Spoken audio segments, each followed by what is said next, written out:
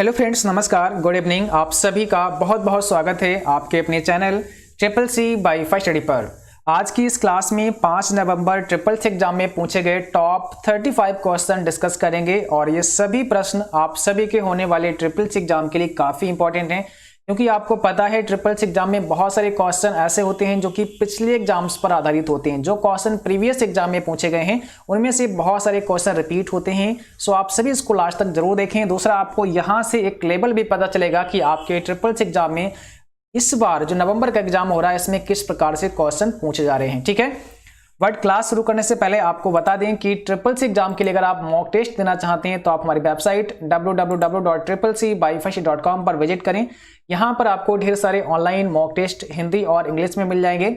साथ ही साथ यहां से आप इंपॉर्टेंट क्वेश्चन आंसर और उनके पीडीएफ भी डाउनलोड कर सकते हैं। इस वेबसाइट का लिंक नीचे डिस्क्रिप्शन बॉक्स में दिया गया है। और जिन बच्चों का हमारा पीडीएफ चाहिए यानी कि हमारा ई बुक चाहिए तो उसका भी लिंक डिस्क्रिप्शन बॉक्स में दिया गया है, वहां से आप ई बुक ले सकते हैं। अभी वहां पर आपको काफी डिस्काउंट मिल जाएगा। बहुत सारे बच्चे सवाल करते हैं कि सर अब हमें ये बताइए कि अब मेरे पास समय बहुत कम है और ऐसे में हमें क्या पढ़ना है, कौन कौन सी ऐसी वो इंपॉर्टेंट क्लास हैं आपकी जो कि हम पढ़ लें और ट्रिपल सी एग्जाम को आसानी से पास कर सकें। ठीक है, तो आपको बता दें हमने आपके लिए यहाँ पर प्लेलिस्ट बना दिया है। जब आप हमारे चैनल पर आएंगे यहाँ होम पर और थोड़ा सा नीचे स्क्रॉल करना है और ये आप जब स्क्रॉल करेंगे तो यहाँ पर आपको एक प्लेलिस्ट दिखेगा। जैसा कि आप देख सकते हैं यहाँ पर लिखा है ट्रिपल सी नवंबर और दिसंबर वाले ये सभी क्लास जरूर करें।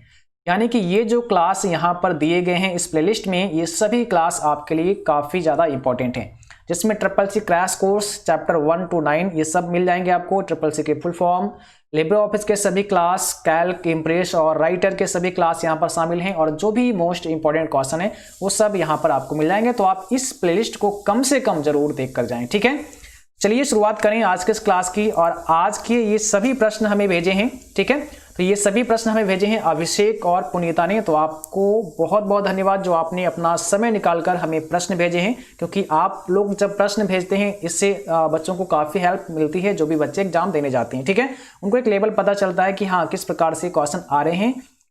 तो आज का सबसे पहला क्वेश्चन आपसे पूछा है कॉपी की शॉर्टकट की क्या होती है। काफ़ी सिंपल सा प्रश्न है और सभी को पता होगा। कॉपी की शॉर्टकट की क्या होती है? अल्ट के साथ सी होती है, कंट्रोल के साथ में सी होती है, कंट्रोल के साथ में कंट्रोल प्लस के या फिर नन ऑफ दीज। क्वेश्चन बहुत सारे थे लेकिन काफ़ी समय लगता अगर उनको हम टाइप करते। तो ऐसे में हमने यहाँ पर 35 क्वेश्चन टाइप किए हैं ओनली आपके लिए, क्योंकि आपको पता है जब आप सभी क्वेश्चन भेजते हैं उनको बनाना पड़ता है, उनको टाइप करना पड़ता है, उसमें कोई भी मिस्टेक होती है उसको दूर करना होता है, तो काफ़ी समय लगता है ना, बहुत सारा मेहनत करना होता है, तब हम आपके लिए एक क्लास बना पाते हैं। तो आप सभी इसे लाइक जरूर किया करें, शेयर भी किया करें अपने दोस्तों में, ताकि और भी दोस्तों को और भी जो ऐसे बच्चे हैं जिनको ट्रिपल सी एग्जाम देना है उनकी हेल्प हो सके। यहाँ पर काफ़ी सिंपल सा प्रश्न है। अगर कॉपी करना है तो आप कंट्रोल सी प्रेस कर सकते हैं, है ना, कंट्रोल सी से हम कॉपी कर सकते हैं। क्वेश्चन अगला आपसे पूछा है विंडो क्लोज करने की शॉर्टकट की क्या होती है। यहां पर आपका राइट आंसर कौन सा होगा? विंडो क्लोज करने की शॉर्टकट की।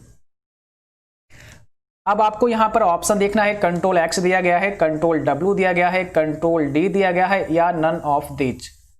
करेक्ट जवाब यहां पर हमारा हो जाएगा कंट्रोल डब्ल्यू से आप विंडो क्लोज कर सकते हैं। जैसे अगर आप लिब्रे ऑफिस में हैं, यहां पर अगर हमें इस विंडो को बंद करना है तो हमें यहाँ पे कंट्रोल डब्ल्यू प्रेस करना, या विंडो में आएंगे तो यहाँ पर भी आप देखेंगे क्लोज विंडो का एक ऑप्शन मिलता है। इस विंडोज मेनू में आपको आना है, यहाँ पे क्लोज विंडो का ऑप्शन है और कंट्रोल डब्ल्यू से हम इस विंडो को क्लोज कर सकते हैं।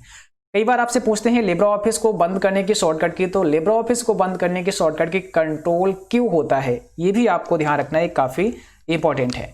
चलिए क्वेश्चन नंबर अगला अब आपके स्क्रीन पर है और यहां पर आपसे पूछा है CRM का पूरा नाम क्या होता है।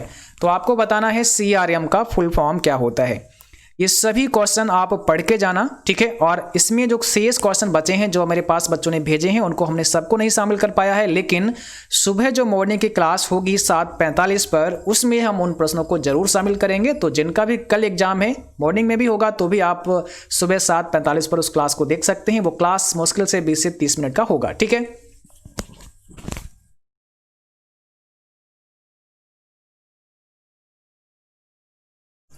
तो यहाँ पर होता है कस्टमर रिलेशनशिप मैनेजमेंट। देखो जिन बच्चों ने क्लास कंटिन्यू किए हैं उनका पेपर बहुत अच्छा हो रहा है, बहुत सारे हमारे पास मैसेज आ रहे हैं।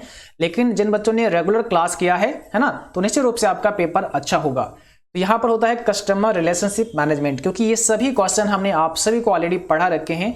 अगला क्वेश्चन पूछा है यूपीआई का पूरा नाम क्या होता है। यूनिफाइड पेमेंट्स इंटरफेस होता है, यूनिक पेमेंट इंटरफेस होता है, यूनिवर्सल पेमेंट इंटरफेस होता है, या नन ऑफ दीज।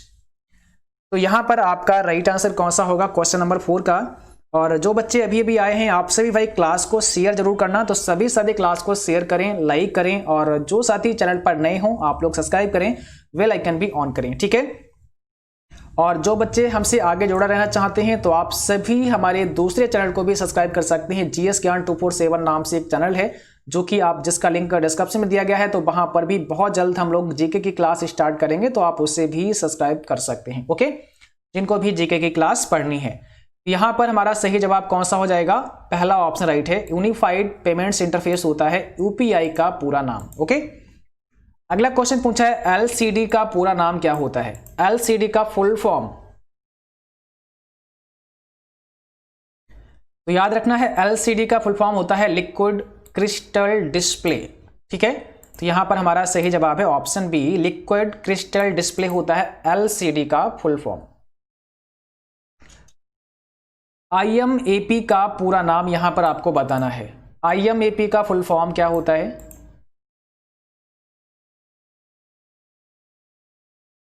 आईएमएपी का फुल फॉर्म होता है इंटरनेट मैसेज एक्सेस प्रोटोकॉल।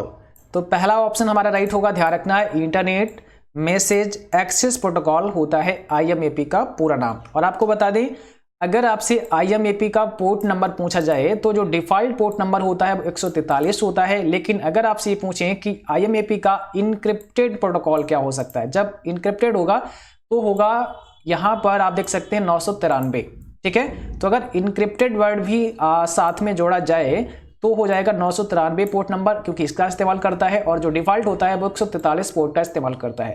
तो ये भी आपके लिए इंपॉर्टेंट है, हो सकता है इससे रिलेटेड कोई क्वेश्चन आ जाए तो आप इसको भी आसानी से कर पाएंगे, ठीक है। चलिए डीईएस का पूरा नाम आपको आंसर करना है। डीईएस का फुल फॉर्म क्या होता है। ये सभी बहुत ही इंपॉर्टेंट क्वेश्चन है, इनको आप पढ़ के जाएं अच्छे से, ठीक है। और यहां पर सही जवाब है data encryption standard. Data encryption standard यहाँ पे करेक्ट आंसर है। दूसरा आप सभी को एक चीज और ध्यान रखनी है, जब आप अपने एग्जाम हॉल में बैठे एग्जाम दे रहे हो, कई बार क्या होता है जब ट्रू फॉल्स का आपके सामने क्वेश्चन आएगा तो उसमें होता है कि ट्रू मोस्टली ऊपर होता है और फॉल्स नीचे होता है। लेकिन होता क्या है कि फॉल्स ऊपर मिलेगा और ट्रू नीचे मिलेगा, तो इसको भी ध्यान रखना है आपको। ऐसा ना समझना आपकी ट्रू ऊपर दिया है और आप ऊपर वाले पे टिक कर दें, ठीक है। तो ट्रू एंड फॉल्स में ये देखना है आपको कि कौन सा ट्रू है कौन सा फॉल्स है। कई बार ये होता है कि फॉल्स वाला ऑप्शन पहले दे दिया, ट्रू वाला बाद में दे दिया। यहां पर हो जाएगा डाटा इंक्रिप्शन स्टैंडर्ड। अगला क्वेश्चन पूछा है डीबीडी का पूरा नाम क्या होता है। डीबीडी का फुल फॉर्म क्या होता है। तो सही जवाब होगा यहां पर डिजिटल वर्सेटाइल डिस्क, और डिजिटल वीडियो डिस्क भी होता है। तो अगर वीडियो डिस्क दिया है तो आप उसे सही कर सकते हैं, और वर्सेटाइल दिया है तो आप उसे सही कर सकते हैं। अगला प्रश्न आपसे पूछा है और इसको ध्यान से समझना, ये आपका लिब्रे ऑफिस कैल्क से क्वेश्चन पूछा गया है। यहां पर दिया है इक्वल सम। अब ब्रैकेट में आप देख सकते हैं V1 कोलन V3 दिया गया है। अब यहां पर का मान कितना होगा जहां V1 बराबर 2 है, मतलब V1 की सेल में 2 दिया गया है, V2 की सेल में 3 दिया गया है, और V3 की सेल में 5 दिया गया है। तो आप इस फॉर्मूले का आंसर बताइए कितना होगा जो आपके सामने है। आपको पता है कि सम फंक्शन क्या काम करता है। सम फंक्शन केवल जोड़ देता है ना। तो जोड़ने के लिए यहां पर हमें पता है V1 कोलन V3 जहां मिलेगा तो यहां पर इसके बीच में हम सभी को ऐड कर देंगे। तो यहां पर जो हमारा करेक्ट जवाब होगा, देखिए V1 उसके बाद में V2 और उसके बाद में V3, इन सभी को ये जोड़ कर देगा। तो V1 के अंदर 2 दिया है, V2 के अंदर 3 दिया है, 5 हो गया, और V3 के अंदर 5 दिया है तो 10 हो गया। तो यहाँ पर हमारा राइट आंसर हो जाएगा ऑप्शन बी, 10 हो जाएगा, क्योंकि यहाँ V1 से लेकर के V3 में जो भी दिया है सबको जोड़ेगा और आपको पता है यहाँ पर कि B1 में 2 दिया है, B2 में 3 दिया है तो 5 हो गया और B3 में 5 दिया है तो 10 हो गया। ठीक है, इक्वल राउंड। अब यहाँ पर 324.146, 2 इसका मान पूछा है। तो ये राउंड फंक्शन अभी हाल ही में हमने 2 क्लास दिए थे जिनमें हमने आपको समझाया था, राउंड अप के बारे में भी बताया था, राउंड डाउन भी बताया था आपको, है ना। और यहाँ पर आपका सही जवाब क्या होगा, केवल राउंड आपसे पूछा है। तो याद रखना है यहाँ पर जो हमारा सही जवाब है ऑप्शन सी है, 324.15 हो जाएगा ये करेक्ट जवाब। 324.15 हो जाएगा आपका राइट आंसर। अब देखो कैसे हो जाएगा, यहां पर कह रहा 324.146 है, कामा 2 जो दिया होता है यहां पर, इसको आपको क्या समझना है, यानी कि हमें डेसिमल प्लेस जो चाहिए वो केवल 2 चाहिए, है ना। यहां पर जो हमें डेसिमल प्लेस चाहिए वो कितने चाहिए, केवल 2 चाहिए। जैसा कि आप देख सकते हैं यहां पर अभी 3 दिए हैं 146, लेकिन हमें 2 चाहिए। तो यहां से 6 को हमें हटाना है, रिमूव करना है, और हमने आपको बताया जो संख्या यहां से रिमूव हो रही है अगर वो 5 है या 5 से ज्यादा है तो आपको यहां पर 1 ऐड करना होता है। यहां 4 में 1 बढ़ा देना होगा फिर, क्योंकि ये आपका 6 है तो 1 बढ़ जाएगा 4 में, तो यहाँ पे कितना हो जाएगा, 5 हो जाएगा। इसलिए यहाँ पर 324.15 आ चुका है। ठीक है, अगर 6 के स्थान पर यहाँ पर 5 से कोई संख्या कम होती, जैसे 4 होती, 3 होती, तब केवल यहाँ पर 14 ही रहता, तब 14 ही रहता। ठीक है, इसको ध्यान रखना है। और बहुत सारे बच्चों ने पूछा है कि सर यहाँ पर अगर -1 हो तब इसका जवाब क्या होगा। तो इसका एक वीडियो हम अलग से आपको देंगे और वो वीडियो आज ही आपको करीब 10 बजे मिल जाएगा, क्योंकि आप सभी के एग्जाम में हो सकता है ऐसा प्रश्न आ जाए। तो माइनस अगर दिया है, -1 -2 दिया है, उसका जवाब हमें कैसे करना होगा, क्योंकि वहां पर तो एक्सेल या कैल्क तो होगा नहीं जो कि आप उसको लगा लो, है ना। हमें इसके पीछे का जो मेथड है वो समझना पड़ेगा, इसका प्रोसेस समझना पड़ेगा कि आखिर ये पीछे इसके काम क्या होता है। तो वो चीज़ हम आपको 10 बजे क्लास देंगे, उसमें आपको बताएंगे, वो वीडियो अपलोड की जाएगी तो उसको आप जरूर देखें। चलिए अगला क्वेश्चन है, पूछा है इक्वल काउंट 3, 4, 6, 7 का मान कितना होगा। तो आपको इसका मान, इसकी वैल्यू बतानी है। बताइए, क्वेश्चन 11 आपके सामने है और आपको जवाब करना है।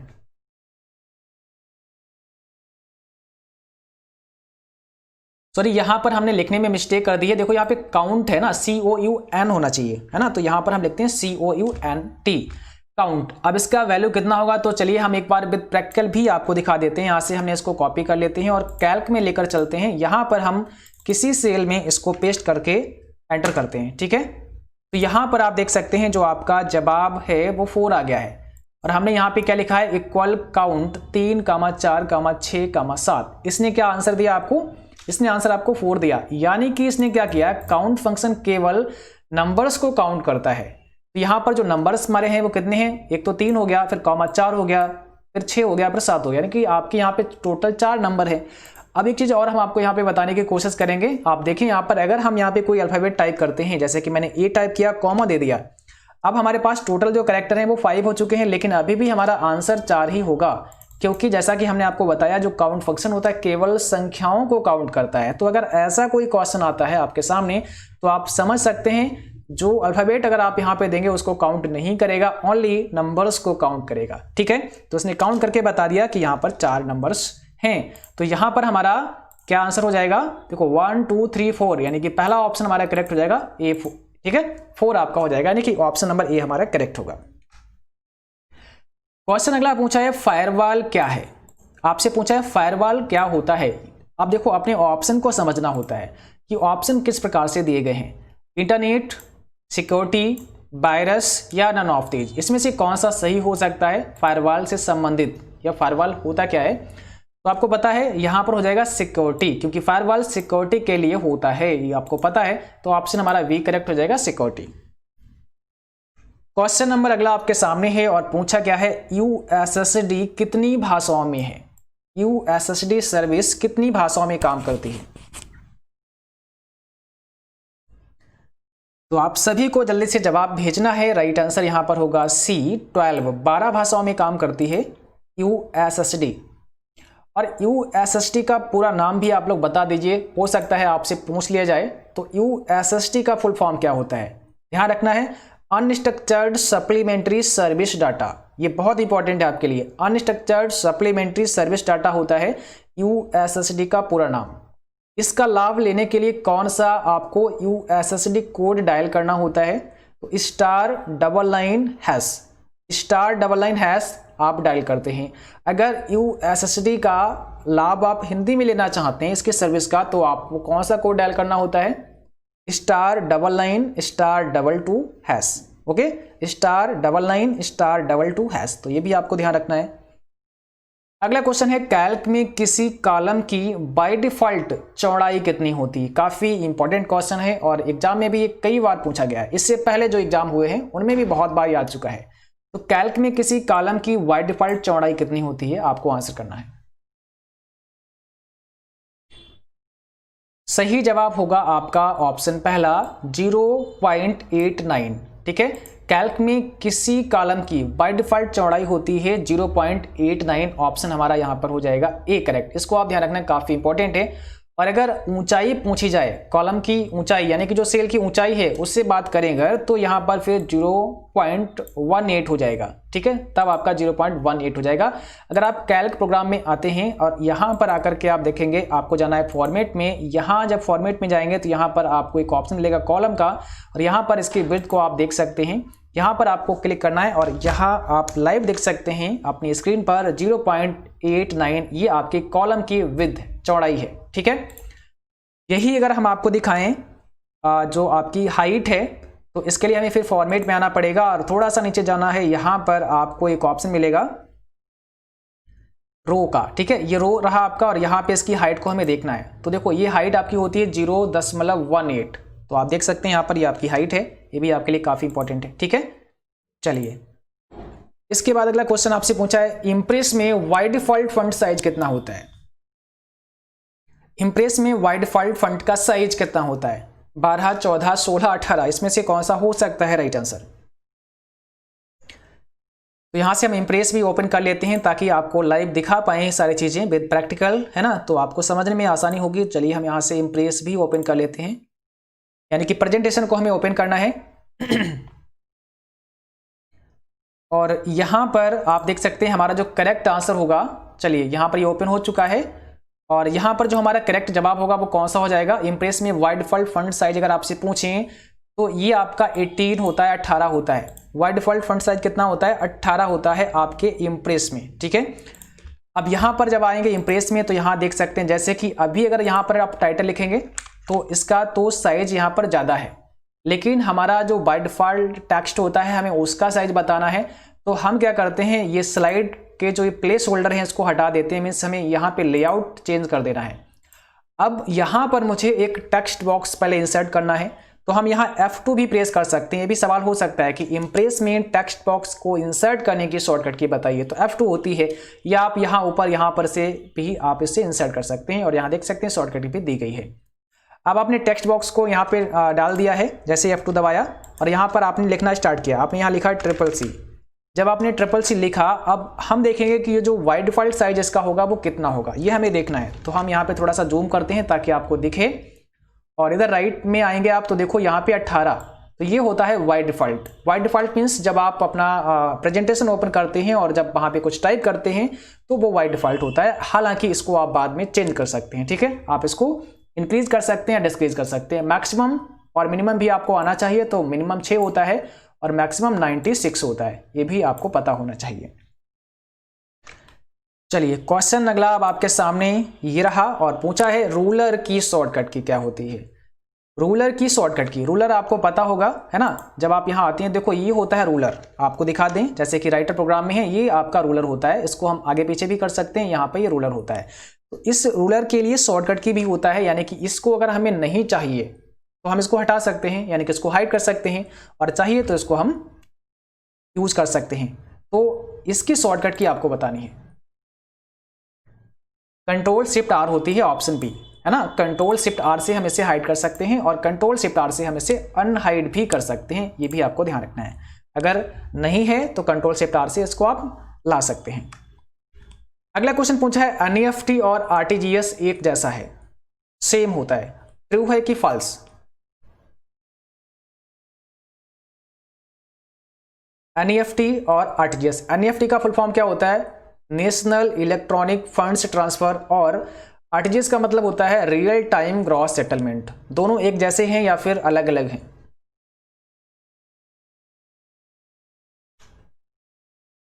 देखो, एनईएफटी और आरटीजीएस दोनों का काम है इलेक्ट्रॉनिक फंड ट्रांसफर करना। दोनों का काम क्या है? इलेक्ट्रॉनिक फंड ट्रांसफर करना।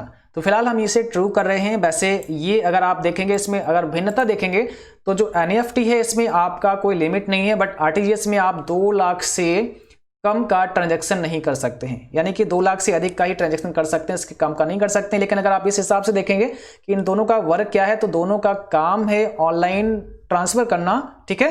तो इलेक्ट्रॉनिक फंड ट्रांसफर करना ही दोनों का काम है। सेम, इस प्रकार से आप इसे सेम कह सकते हैं। फिलहाल हम इसे ट्रू कर रहे हैं, आप चाहो तो उसको फॉल्स भी कर सकते हो। चलिए, क्वेश्चन अगला आपके सामने है और यहाँ पे पूछा है जीमेल में अधिकतम फाइल अटैचमेंट कितना हो सकता है? जीमेल में मैक्सिमम फाइल अटैचमेंट कितना हो सकता है?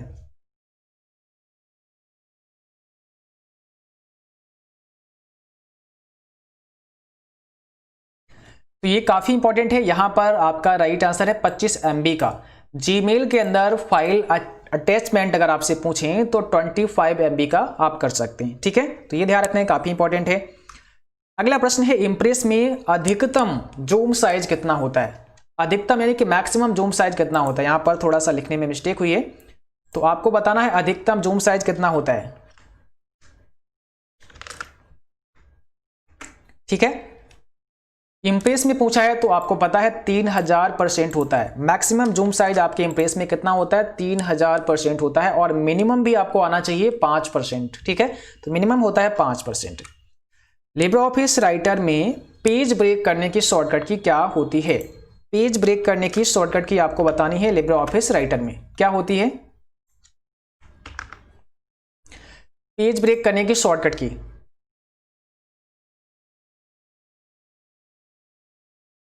तो ध्यान रखना है कंट्रोल एंटर। कंट्रोल के साथ आप एंटर प्रेस करेंगे, इससे पेज ब्रेक हो जाएगा। आपको चलना है राइटर में। अभी यहां पर मुझे पेज ब्रेक करना है और इसकी शॉर्टकट की होती है कंट्रोल एंटर। तो जैसे हमने कंट्रोल एंटर दबाया, आपने देखा ये पेज हमारा ब्रेक हो चुका है। आप यहां देख सकते हैं ये पेज हमारा यहां से ब्रेक हो चुका है, ठीक है। तो आपने देख लिया, यहाँ पे कंट्रोल के साथ में मुझे एंटर प्रेस करना होता है, तो कंट्रोल एंटर होता है राइटर में पेज ब्रेक करने की शॉर्टकट की। इसको ध्यान रखना है, काफी इंपॉर्टेंट है। यदि आप लिब्रे ऑफिस कैल्क में G7 सेल में होम बटन प्रेस करने पर कहां जाएंगे? यानी कि यहां पर देखो क्या लिखा है, यदि आप लिब्रे ऑफिस कैल्क में G7 सेल में हैं, ठीक है, कहां है? G7 सेल में हैं, तो होम बटन प्रेस करने पर कहां जाएंगे, ठीक है। तो होम बटन प्रेस करने पर आप कहां जाएंगे, ये आपको बताना है। बताइए, A1 में चले जाएंगे, G1 में चले जाएंगे, A7 में चले जाएंगे, या G6 में चले जाएंगे? अभी हम आपको विद प्रैक्टिकल भी समझा देंगे ताकि ये चीज आपको पता चल जाए और आसानी से याद हो जाए। फिलहाल कौन कौन बच्चे इसका सही जवाब करेंगे आपको जल्दी से बताना है। तो यहां पर आप A7 में चले जाएंगे। कहां जाएंगे? A7 में चले जाएंगे। कैसे?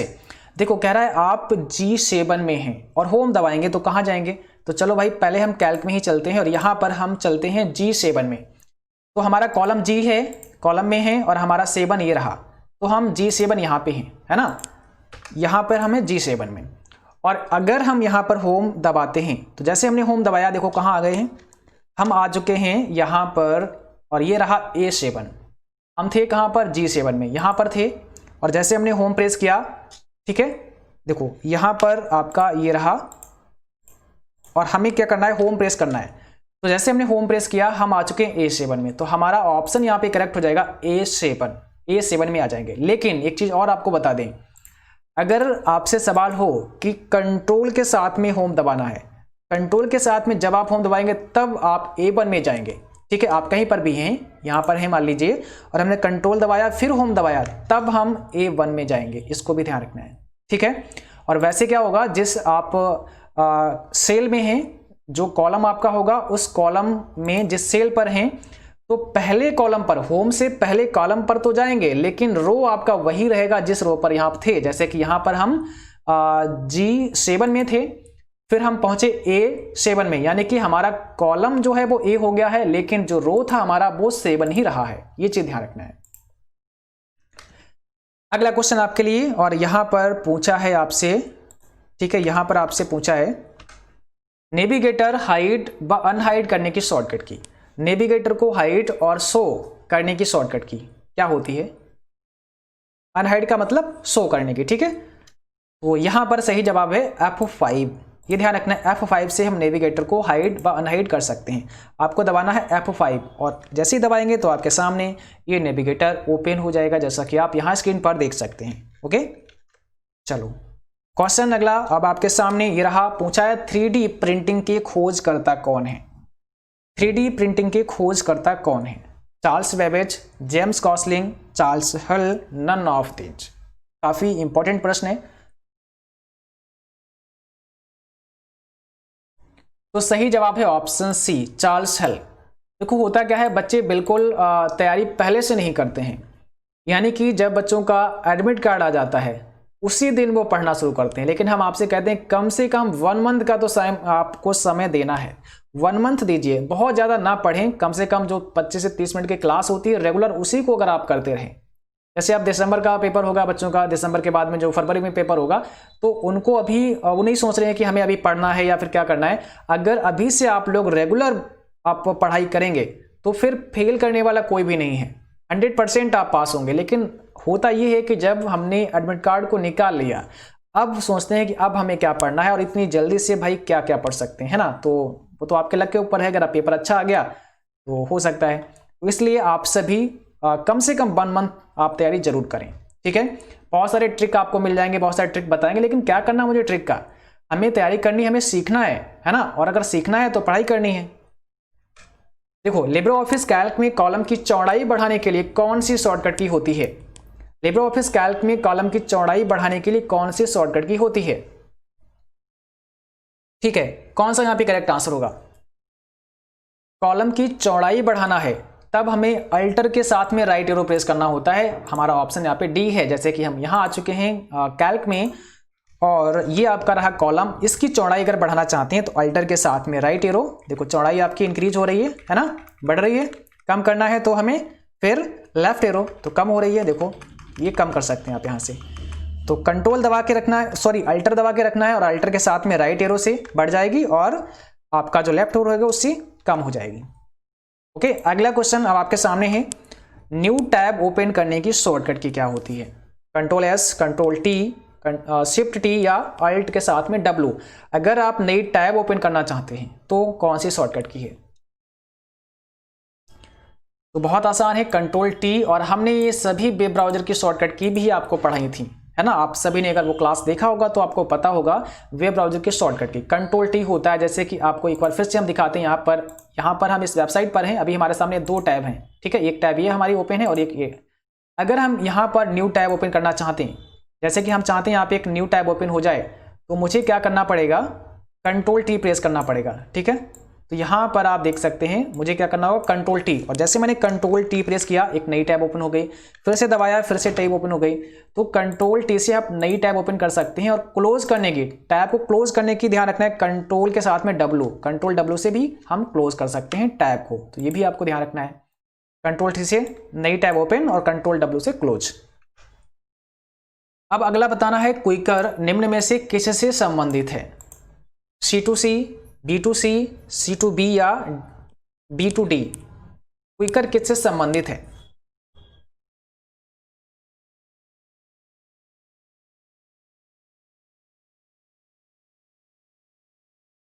तो आपको ध्यान रखना है क्विकर या OLX अगर आए तो ये है आपका C2C, कस्टमर टू कस्टमर से संबंधित है आपका, यहाँ पे हो जाएगा C2C। लिब्रे ऑफिस राइटर में शुरू में जाने की शॉर्टकट की क्या होती है? शुरू मतलब शुरू में जाने के लिए, है ना, पेज के शुरुआत में जाने की शॉर्टकट की पूछिए लिब्रे ऑफिस राइटर में क्या होती है?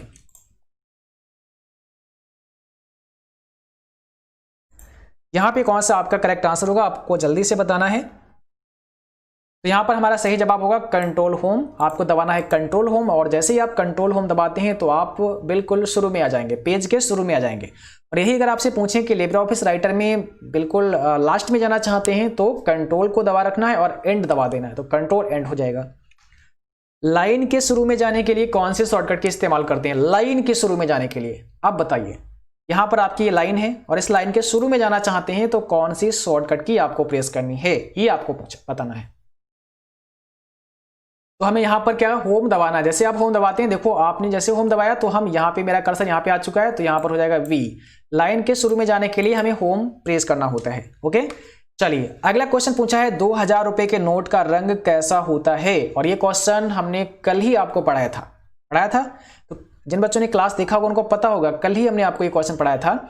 तो 2000 रुपए के नोट का कलर कैसा होता है आपको बताना है। ब्राइट येलो होता है, स्टोन ग्रे होता है, मैजेंटा या नन ऑफ दीज। सही जवाब है ऑप्शन सी, मैजेंटा।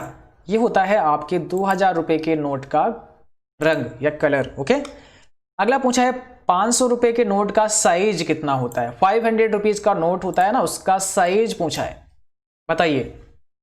यहां पे कौन सा राइट आंसर है, 29 का। और भाई जिन बच्चों ने अभी तक लाइक नहीं किया है सभी लाइक करें, क्लास को शेयर भी करें अपने दोस्तों में, और चैनल को सब्सक्राइब करके बेल आइकन दबाना बिल्कुल ना भूलना, क्योंकि बेल आइकन प्रेस करेंगे तो नोटिफिकेशन आएगा आपके पास। यहाँ पे हमारा सही जवाब कौन सा हो जाएगा, बताइए। 500 रुपए के नोट का साइज होता है 66 mm बाई 150 mm। ठीक है, तो ऑप्शन बी हमारा करेक्ट है। चलिए क्वेश्चन अगला आपसे पूछा है, अस्थाई डाटा स्टोर होता है। अस्थाई डाटा स्टोर होता है आपको बताना है।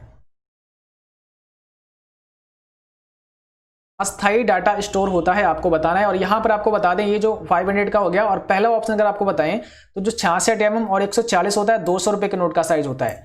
66 और 146 mm जो होता है ये 200 रुपए के नोट का साइज होता है, ये 500 रुपीज के साइज होता है। और 66 mm बाई 166 mm ये 2000 रुपए के नोट का साइज होता है। ये भी ध्यान रखना आपके लिए, ठीक है, चाहे तो उसको आप नोट कर लेना। ये 2000 रुपए के नोट का साइज है, ये आपका 500 रुपीज के नोट का साइज है, सॉरी 500। और ये किसका है, ये आपका 200 रुपीज के नोट का साइज है। तो ये भी आपके लिए इंपॉर्टेंट हो सकता है, इसमें से कुछ पूछ दिया जाए।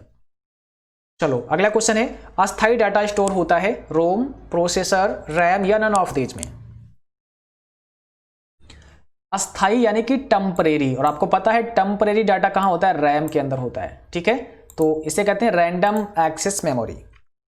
लिब्रे ऑफिस कैल्क में अधिकतम जूम कितना कर सकते हैं, मैक्सिमम जूम आप कैल्क प्रोग्राम में कितना कर सकते हैं आपको बताना है। सही जवाब यहां पे क्या है, कैल्क प्रोग्राम में मैक्सिमम जूम, जैसा कि आप यहां कैल्क में आएंगे और यहां पर आप सबसे नीचे देखेंगे तो यहां पर ये जूम बार आपको दिखाई देती है, और यहां से अगर आप जूम को इंक्रीज करते हैं, ठीक है, तो केवल आप 400 तक ही इंक्रीज कर सकते हैं, यानी कि मैक्सिमम जूम हम कितना कर सकते हैं, 400% कर सकते हैं। तो हमारा बी ऑप्शन यहां पे करेक्ट है। अगला क्वेश्चन है, इंस्टाग्राम का मालिक है कौन, Facebook, Twitter, WhatsApp, none of these. इसमें से कौन है इंस्टाग्राम के मालिक, फेसबुक है, ट्विटर है, व्हाट्सएप है या नन ऑफ दीज।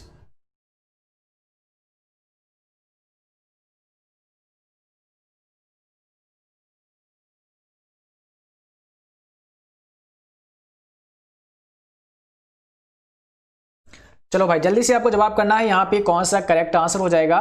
तो ध्यान रखना है फेसबुक हो जाएगा राइट आंसर। फेसबुक, इंस्टाग्राम का मालिक कौन है, फेसबुक। और अगर आपसे पूछें कि इंस्टाग्राम के फाउंडर कौन है, तो केविन सिस्ट्रॉम है इंस्टाग्राम के फाउंडर। और सभी फाउंडर्स नेम भी हमने आपको ऑलरेडी पढ़ा रखे हैं, और जिन बच्चों ने हमारा मास्टर ई बुक लिया है उसमें सभी फाउंडर्स नेम शामिल हैं। और वो मास्टर बुक आप सभी के लिए काफ़ी हेल्पफुल है, क्योंकि आपको पता है इस प्रकार से ढेर सारे क्वेश्चन उस मास्टर ई बुक में शामिल हैं, और इसे केवल अभी आप 70 रुपये में ले सकते हैं। तो जिनको भी चाहिए आप ले सकते हैं, लिंक डिस्क्रिप्शन में दिया गया है। ठीक है, अगला क्वेश्चन पूछा है, लिब्रे ऑफिस कैल्क में कौन सा फॉर्मेट नहीं है। देखो ये भी काफ़ी इंपॉर्टेंट है, पूछा है लिब्रे ऑफिस कैल्क में कौन सा फॉर्मेट नहीं है। अब देखो बोल्ड दिया है, इटैलिक, अंडरलाइन और इटैलिक अंडरलाइन। बताइए इसमें से कौन सा फॉर्मेट आपके कैल्क प्रोग्राम में नहीं है।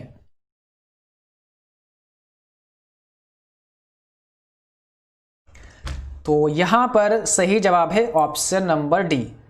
अच्छा एक चीज और बता दें, जब आपको ऑप्शन ना पता हुआ खरे, और कई बार ऐसा होता है कि हमें जिसके बारे में पूछा गया उसके बारे में नहीं पता है, तो अगर आपको शेष ऑप्शन के बारे में नॉलेज है, शेष ऑप्शन के बारे में अगर आपको जानकारी है, तो भी आप अपना आंसर ढूंढ सकते हैं बहुत आसानी से। जैसे आपको पता है कि बोल्ड से क्या होता है, इटैलिक से क्या होता है, अंडरलाइन से क्या होता है, और चौथा अगर आपको नहीं पता है तो फिर आप उस पर जा सकते हैं। फिलहाल यहाँ पर पूछा है लिब्रे ऑफिस कैल्क में कौन सा फॉर्मेट नहीं है। तो देखो आपको पता है बोल्ड तो है, ये तो आपको पता है कि बोल्ड होता है, इटैलिक भी आपको पता है होता है, अंडरलाइन भी होता है, और चौथा जब दिया है तो आप इसी को ठीक कर सकते हैं। अगर आपको नहीं पता है तब की हम बात बता रहे हैं, अगर पता है तो बहुत अच्छी बात है ना। तो इस प्रकार से भी अपने क्वेश्चन आप कर सकते हैं। तो यहां पर हो जाएगा इटैलिक, अंडरलाइन, ये फॉर्मेट नहीं है। जैसे कि हम आते हैं कैल्क प्रोग्राम में और यहां पर हम आपको एक बार फिर से दिखाते हैं। जैसा कि आप देख सकते हैं ये है आपकी, यहां पर है बोल्ड, उसके बाद इटैलिक, उसके बाद अंडरलाइन, ठीक है। और यहां पर आपका इटैलिक बोल्ड नहीं है, तो ये आप देख सकते हैं यहाँ पे आपके सामने दिए गए हैं, ठीक है। तो इन चीजों के बारे में भी आपको पता होना चाहिए। अगला क्वेश्चन है QR कोड होता है, पूछा है 2D होता है, 3D होता है, बोथ या नन ऑफ दीज।